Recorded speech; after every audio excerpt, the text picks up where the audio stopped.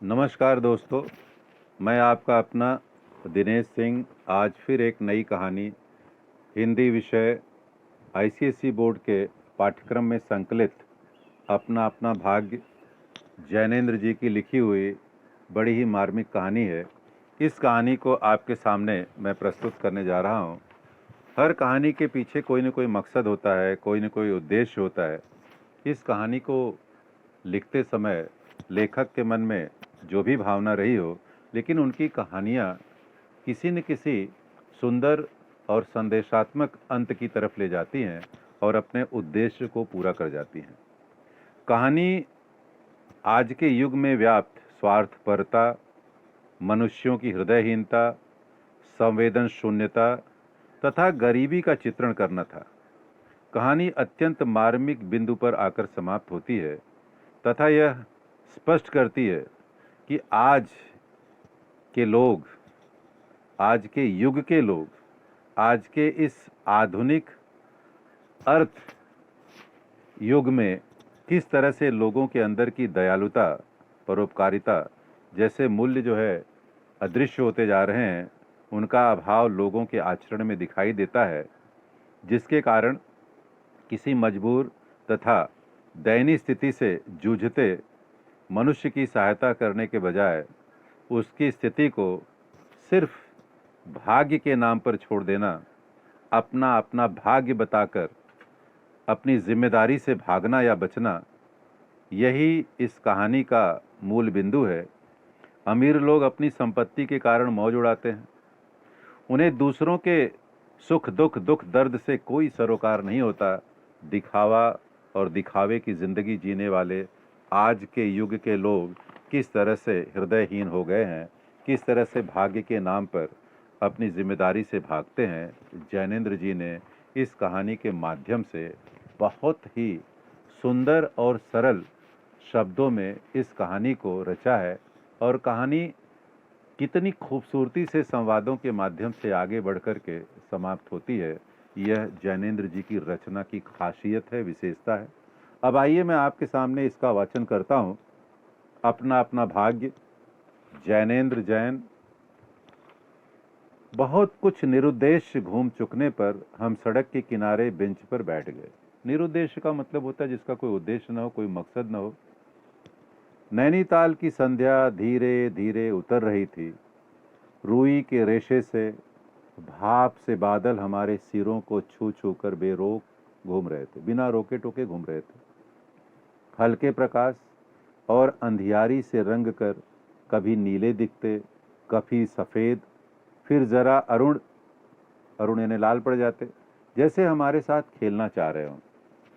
सूर्य की किरणों के बदलते रंग जब बादलों पर पड़ते हैं तो बादलों के रंग भी उसी तरह से बदलते हैं, जिन्हें देख करके लेखक के मन में बादलों के इस रूप ने शायद उनके साथ खेलने का प्रयास किया, ऐसा उन्हें लगा। इसलिए उन्होंने यहाँ पर नैनीताल की सुंदर संध्या का चित्रण किया है।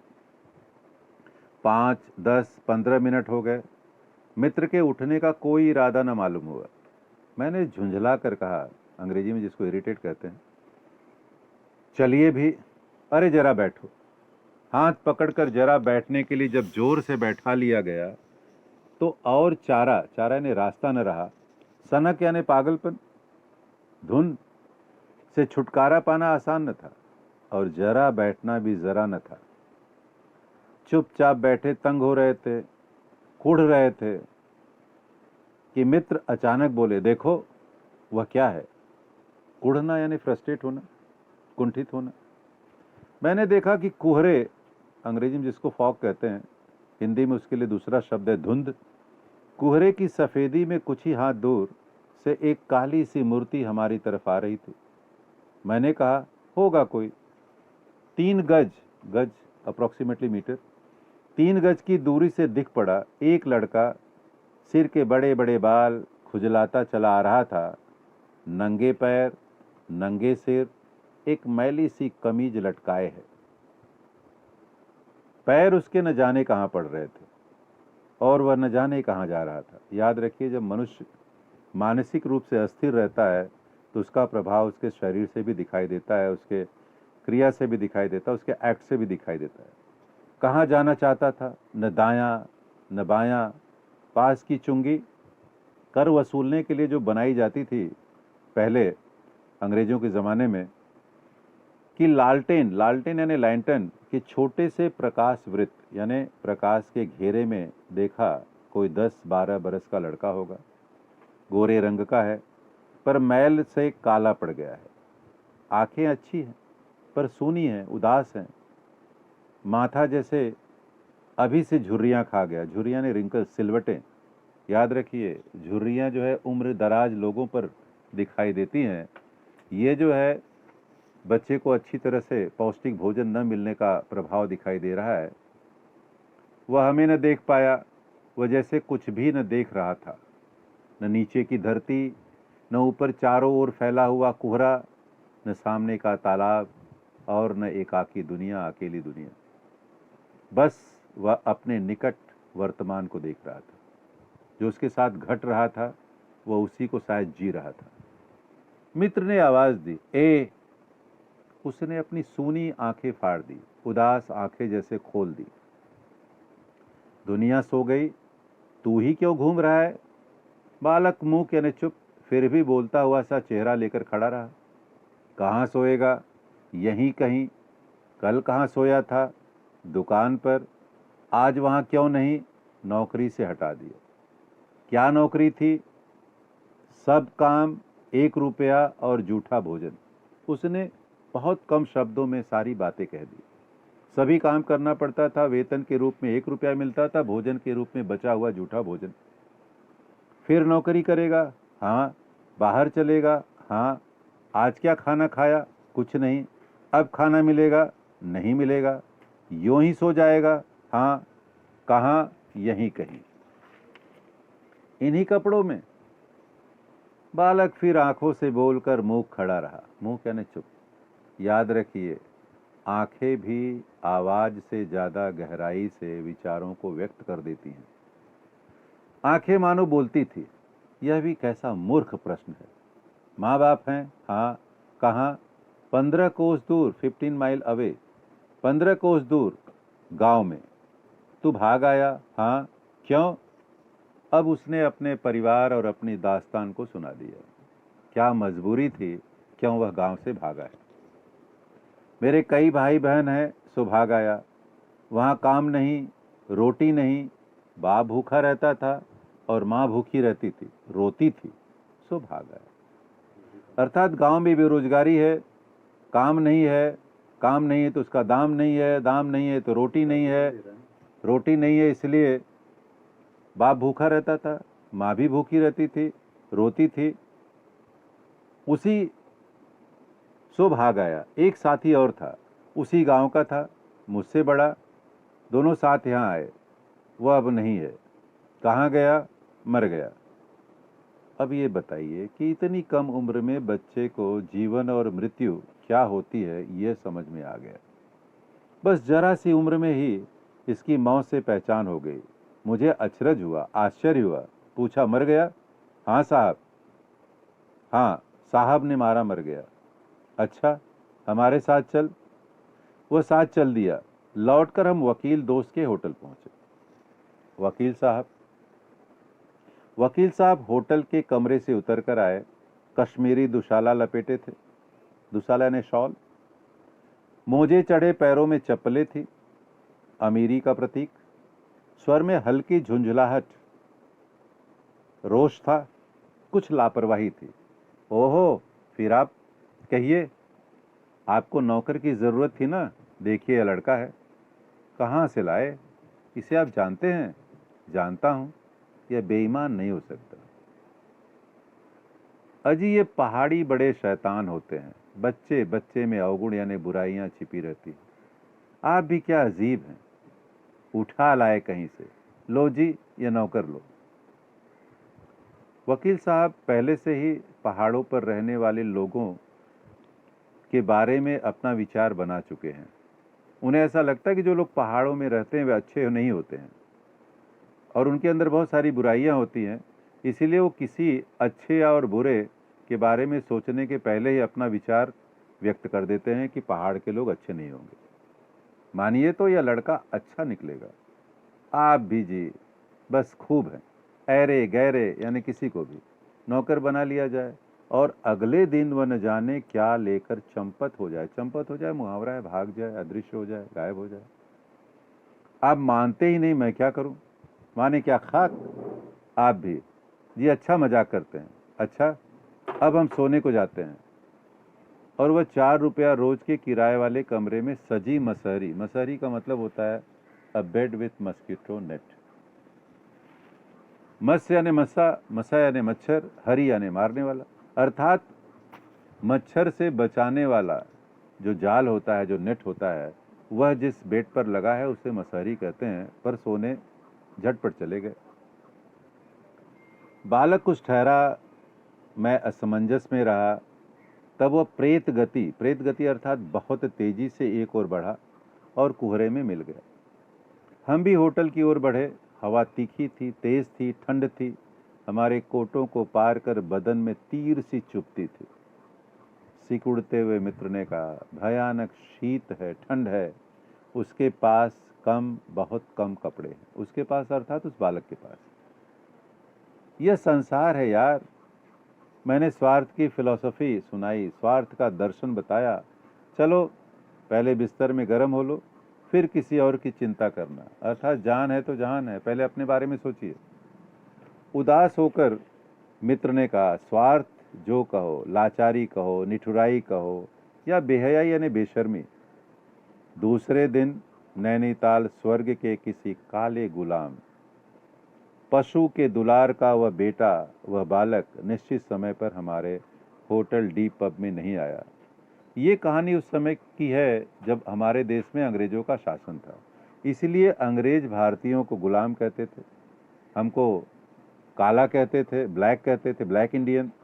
शायद लेखक ने इसीलिए इन शब्दों का प्रयोग यहाँ पर किया है। हम अपनी नैनीताल सैर खुशी खुशी खत्म कर चलने को हुए। उस लड़के की आस यानी उम्मीद लगाए बैठे रहने की ज़रूरत हमने न समझी। मोटर में सवार होते ही यह समाचार मिला, पिछली रात एक पहाड़ी बालक सड़क के किनारे पेड़ के नीचे ठिठुर कर यानी ठंड से मर गया। मरने के लिए उसे वही जगह, वही 10 बरस की उम्र और वही काले चिथड़े की कमीज मिली। आदमियों की दुनिया ने बस यही उपहार, यही तोहफा उसके पास छोड़ा था। लेखक ने यहाँ पर मानव जाति मात्र पर जो है व्यंग किया है और प्रकृति के बारे में बताया है कि प्रकृति की नज़र में सब एक समान होते हैं। पर बतलाने वालों ने बताया कि गरीब के मुंह पर, छाती, मुट्ठियों और पैरों पर बर्फ की हल्की सी चादर चिपक गई थी। मानो दुनिया की बेहयाई, बेशर्मी ढकने के लिए प्रकृति ने शव के लिए सफ़ेद और ठंडे कफन का प्रबंध यानी इंतजाम कर दिया था। जैनेंद्र कुमार। इस कहानी के माध्यम से लेखक ने अपनी बात को बहुत स्पष्टता से कह दी है और अपने विचार को बहुत सुंदर ढंग से प्रस्तुत किया है। इस कहानी के लिखने का उद्देश्य, कहानी अपना अपना भाग्य। कहानी में जैनेंद्र ने स्पष्ट करना चाहा है कि परिस्थितियों के सामने मनुष्य कितना विवश, लाचार होता है। इसका उद्देश्य भाग्यवादी दृष्टिकोण को स्थापित करना है। मनुष्य भाग्य के आगे नतमस्तक होता है। कोई भी प्राणी अपने या किसी के लिए भाग्य को मिटा नहीं सकता। इसके साथ ही लेखक ने मानवतावादी मूल्यों की प्रतिष्ठा का भी संकेत दिया है। वर्तमान समय में लोगों की मानवता न जाने कहाँ चली गई है कि एक अधनंगे व भूखे बालक को इतनी ठंड में मरने के लिए छोड़ देते हैं। दूसरी ओर स्वयं लेखक और उसके मित्र भी उस बालक की दयनीय अवस्था को गंभीरता से नहीं लेते। मानव होकर भी एक मानव के बच्चे के प्रति यह उदासीनता मानवता के विरुद्ध एक अपराध है। इस प्रकार इस कहानी द्वारा भाग्यवादी स्थापना के साथ साथ मानवतावादी मूल्यों में आ रही गिरावट की ओर संकेत करना भी लेखक का उद्देश्य है। लेखक बताना चाहते हैं कि मनुष्य को मानव मात्र की सेवा करनी चाहिए। उसके अंदर इस तरह की भाग्य के नाम पर छल करने अपने कर्तव्य से भागने की प्रवृत्ति जो बढ़ रही है, उस पर भी लेखक ने करारा व्यंग्य किया है और लेखक अपने उद्देश्य में पूरी तरह से सफल रहे हैं। इसके बाद हम आते हैं शीर्षक की सार्थकता। प्रस्तुत कहानी का केंद्र बिंदु वह 10-12 वर्ष का एक गरीब पहाड़ी बालक है, जिसके तन पर न तो पर्याप्त वस्त्र है, न पेट भरने को खाना और न रहने की जगह। उसकी परिस्थितियों ने उसे इस कदर विवश कर दिया कि वह नैनीताल की ठंड में सड़क के किनारे पेड़ के नीचे ठिठुर कर मर गया। पूरी कहानी इस बालक के इर्द गिर्द ही घूमती रहती है, अतः शीर्षक पूरी तरह से सार्थक है। कहानी में लेखक ने स्पष्ट किया है कि गरीब पहाड़ी बालक तो लाचार था, साधनहीन, धनहीन था, किंतु लेखक और उसके मित्र जैसे लोग संपन्न होकर भी किसी की मदद को आगे नहीं आते और भाग्य का सहारा लेकर यह कहकर स्वयं को मुक्त कर लेते हैं कि यह तो अपना अपना भाग्य है। इस दृष्टि से भी यह शीर्षक पूरी तरह से उपयुक्त और सार्थक है। हम अगर देखें तो इसके बाद लेखक ने चरित्रों के बारे में जो बातें की है, तो लेखक का मित्र और लेखक और पहाड़ी बालक, ये तीन इसके प्रमुख चरित्र हैं, जिसमें सबसे पहले हम लेखक की चर्चा करेंगे, लेखक के चरित्र की चर्चा करेंगे। अपना अपना भाग्य नामक कहानी के प्रमुख पात्र लेखक हैं, जो प्रकृति प्रेमी हैं। नैनीताल के प्राकृतिक सौंदर्य को देखने, उसकी प्रशंसा करने तथा ठिठुरती ठंड में आनंद उठाने का मौका वे अपने हाथ से नहीं निकलने देते। लेखक समय की पाबंदी को समझते हैं, इसलिए अपने मित्र को बार बार समय पर होटल पहुंचने के लिए कहते हैं। लेखक मित्र की बात को मानते हैं और यह जानते हुए भी कि मित्र के द्वारा बैठाया जाना जरा बैठाना न होगा, फिर भी बैठ जाते हैं। व्यवहारिक रूप से लेखक अपने मित्र को भावनात्मक रूप से कमजोर नहीं होने देने का प्रयास करते हैं और भाग्य की फिलॉसफी सुनाते हुए विषमता का वास्तविक रूप दिखाते हुए समाज के प्रति उत्तरदायित्व से मुंह मोड़ लेते हैं, परंतु अपना अपना भाग्य कहकर वे अपने कर्तव्य की ही इतिश्री कर लेते हैं। अपने कर्तव्य से भी वे भाग खड़े होते हैं। दूसरा प्रमुख चरित्र है लेखक का मित्र। लेखक का मित्र लेखक की तरह ही प्रकृति से प्रेम करने वाला व्यक्ति है। प्रकृति के सानिध्य यानी करीब में रहने के कारण मित्र का स्वभाव प्रकृति के समान ही दयालु तथा परोपकारी है। वे किसी का दुख देख नहीं पाते हैं, उस दुखी व्यक्ति की सहायता करना अपना कर्तव्य समझते हैं तथा असहाय व्यक्ति की सहायता करने के लिए तत्पर रहते हैं। वे वकील मित्र को यह समझाते हैं कि वह लड़का धोखा नहीं देगा।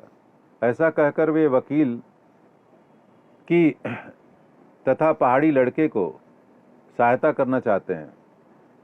उन्हें उस पहाड़ी लड़के के जीवन के विषय में जानकर अत्यधिक दुख होता है और लेखक से उसकी दुर्दशा का बखान भी करते हुए चिंतित होते हैं। मित्र का स्वभाव दयालु तो है, पर उस दया को केवल शब्दों द्वारा तथा किसी दूसरे की सहायता द्वारा पूरा करना चाहते हैं।